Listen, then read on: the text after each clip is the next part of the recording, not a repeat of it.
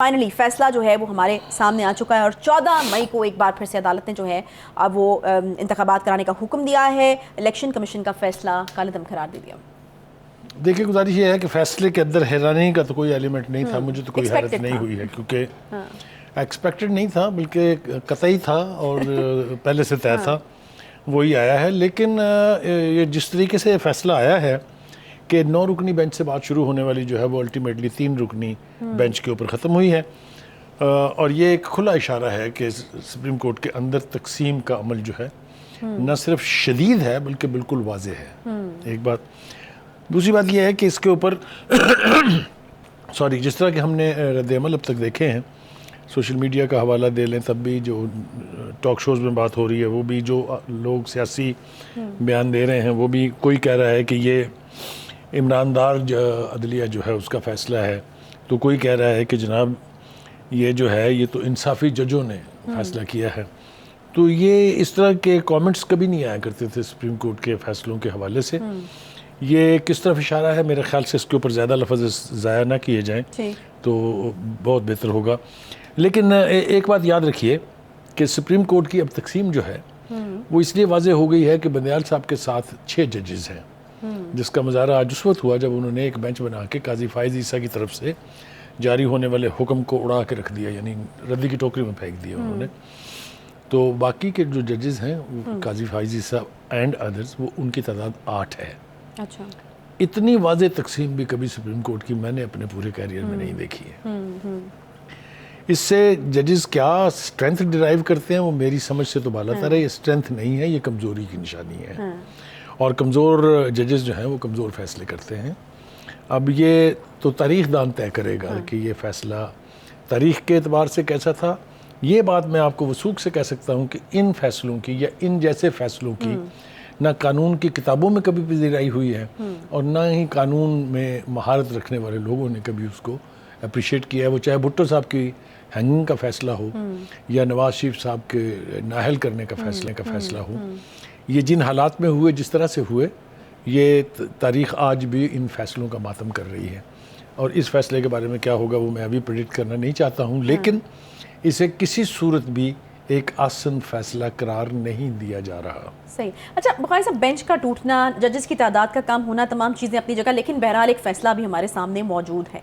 एक तो मुझे बताइएगा कि अगर इस तरह की डिवीज़न है और सारी जो चीज़ें इर्द गिर्द इसके चल रही हैं, इख्तिलाफ राय है, बेंच टूटता है, उसके बाद भी एक फ़ैसला आ जाता है, उस फैसले की फिर जो हैसियत है, क्या कानूनी हैसियत तो नहीं बदलती, वो तो वही रहती है। देखिए, गुजारिश ये है कि फ़िलहाल तो एज़ ऑफ टुडे इसकी कानूनी हैसियत है क्योंकि ये सुप्रीम कोर्ट के जजेस ने दिया है।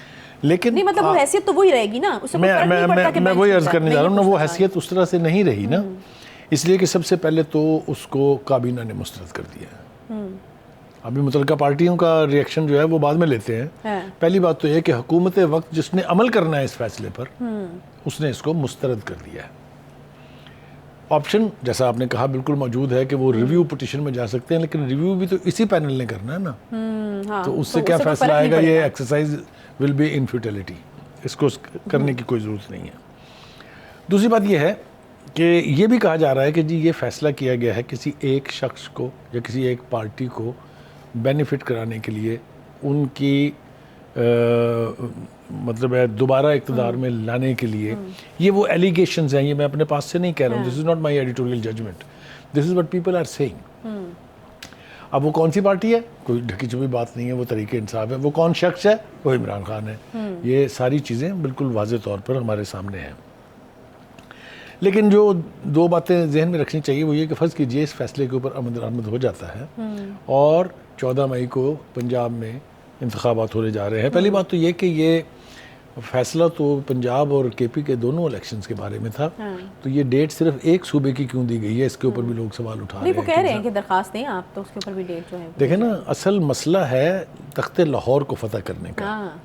क्योंकि ये बात तारीख़ी एतबार से तय है कि वही जमात मरकज़ में हुकूमत बनाएगी जिसकी पंजाब में परफॉर्मेंस बेहतर होगी। यही किया गया था 2018 के इलेक्शन में। पंजाब से इनको जो एक हारी हुई पार्टी थी उसको जितवाया भी इसीलिए गया था कि यहाँ के बगैर हुकूमत बनती नहीं है, क्योंकि इसकी सीटें बाकी 3 सूबों की सीटों टोटल सीटों के ऑलमोस्ट बराबर है। तो एक तो ये बात है। दूसरी बात यह है कि इस तरह के फैसले तारीख में पहले भी शायद हुए होंगे, लेकिन इतनी गंभीर नौइयत के फैसले हमने नहीं देखे हैं। लिहाजा उन फैसलों के बारे में फिर बाद में मौरख क्या लिखता है और आने वाली जनरेशन उसको कैसे लेती है वो हमने देख लिया। आज तक भुट्टो साहब के फैसले को जुडिशल मर्डर कहा जाता है, सिर्फ पाकिस्तान में नहीं बल्कि दुनिया भर में। अब आप मुझे बताइए कि भुट्टो साहब तो आज भी वो कहते हैं ना भुट्टो जिंदा है भुट्टो जिंदा है, वो तो वाकई जिंदा है। वो जिन्होंने उसको मारा था वो कहाँ गए? कितनों की बरसियां मनाई जा रही हैं, कितनों की कब्रों पे जाके लोग फातिया पढ़ते हैं।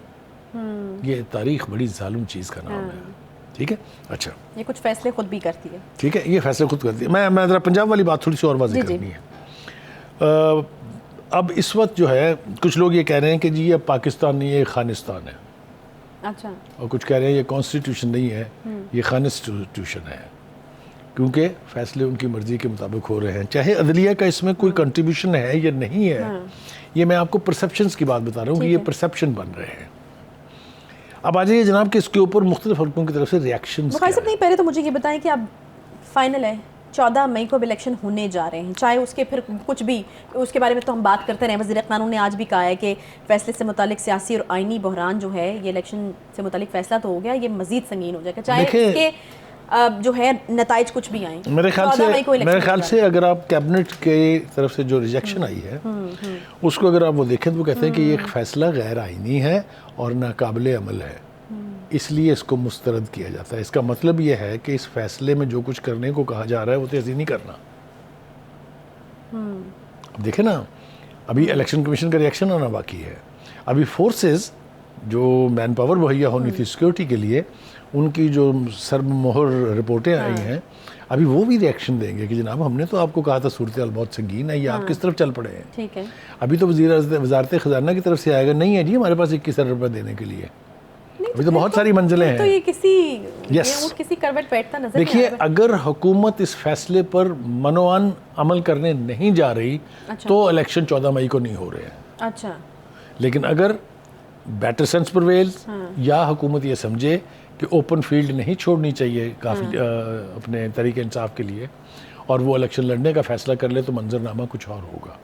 अब हम ये एज्यूम करते हैं कि नहीं, देखिए बुखारी साहब, हुकूमत तो पहले भी तैयार थी। उन्होंने कहा जी देखिए जी हमने तो वोटों की तकसीम भी वो वोटों की टिकटों की तकसीम भी कर दिया। फिर पीपल्स पार्टी का बड़ा वाज़ेह स्टांस हमारे सामने मौजूद है। वो डाल तो इलेक्शन कमीशन के सर पे रहे थे, नहीं वो कराते हैं तो ठीक है, उनके पास मसाइल हैं तो ठीक है। तो अभी भी क्या वो तो तैयार बैठे हैं, वो तो ये कहेंगे कि हम तैयार हैं। नहीं, देखिए मेरे ख्याल से इलेक्शन होने चाहिए, इसके ऊपर तो कोई पार्टी कोई लीडर दूसरा पॉइंट ऑफ व्यू रख ही नहीं सकता। भाई साहब ये तो जरा हाँ गोल बात है, लेकिन यही गोल बात की जा रही है ना हर तरफ से कि जी हम इलेक्शन के तो खिलाफ नहीं है, लेकिन कराने भी नहीं ऐसी, यही है ना मंजरनामा। लेकिन एक बात ज़रा मुझे बारीक से यहाँ कर लेने दीजिए। तहरीक इंसाफ को ये बात याद रखनी चाहिए कि ये 2023 है, 2018 नहीं है।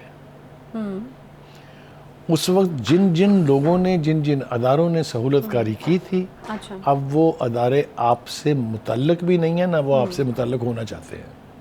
अब समझिए ना मेरा इशारा किस तरफ है। नहीं ठीक है, यानी ये आप उस सूरत में ये उनको मुतनबे कर रहे हैं अगर के इलेक्शन हो भी जाते हैं। मैं मुतनबे नहीं कर रहा, मैं उनको बावर करा रहा हूँ। अच्छा, बावर करा रहे हैं, ठीक है कि ये सूरत हाल वो ना समझें, क्योंकि आपने अपने दौरे हुकूमत में भी 4 साल और जब से आप इक़्तिदार से बाहर निकले हैं तब से भी अब तक आपने वोट बैंक के लिए, वोट के प्रोसेस के लिए, पोलिंग डे के लिए कुछ नहीं किया। अभी तो आपने सिर्फ मुजाहरे किए हैं, अभी तो आपने सिर्फ मुखालफिन की ऐसी तैसी की है, आपने उनके खिलाफ केसेस बनाए थे, आपने उनके खिलाफ प्रेस कॉन्फ्रेंसेस की हैं, आपने लॉन्ग मार्च किया, आपने सब कुछ किया है।